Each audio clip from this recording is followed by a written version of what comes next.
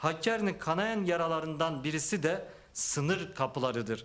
Hakkari iki ülkeye sınırı olan 3 sınır kapısı bulunan bir şehirdir. Hakkari'de çok canlı bir uluslararası ticaret ortamının olması, halkın refahının yüksek olması beklenir. Fakat durum maalesef böyle değil. Hakkari 10 yıllarca güvenlikçi politikaların zirve yaptığı şehirlerden biridir. Bu politikalar halkın gündelik hayatının her alanını olumsuz etkilemektedir. Olumsuz etkilenen alanlardan biri de sınır ticaretidir. Hakkari'nin gümrük kapıları yıllarca ne yazık ki kapalı tutuldu. Sınırdan küçük çaplı ticaret yapan insanlarımıza kaçakçı damgası vuruldu.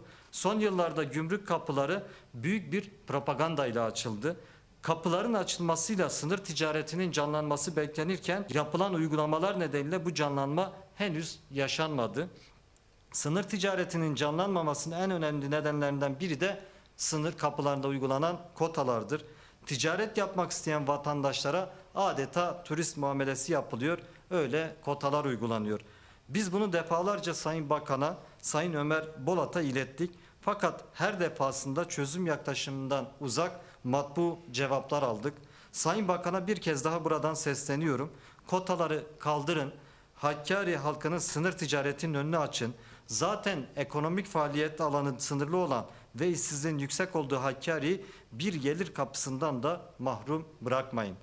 Esendere Gümrük Kapısı'nın müdürü gümrük sahası dışında vatandaşlara kimlik sorgulaması yaparak bilinçli bir şekilde gerginliğe neden olmaktadır.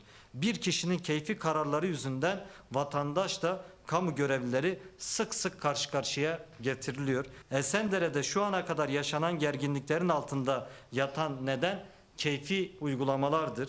Buradan yetkililere sesleniyorum. Bir kişinin mevzuata ve kamu görevlisi vakarına yakışmayan uygulamaları yüzünden vatandaşla memurun gerginlik yaşamasına izin vermeyin.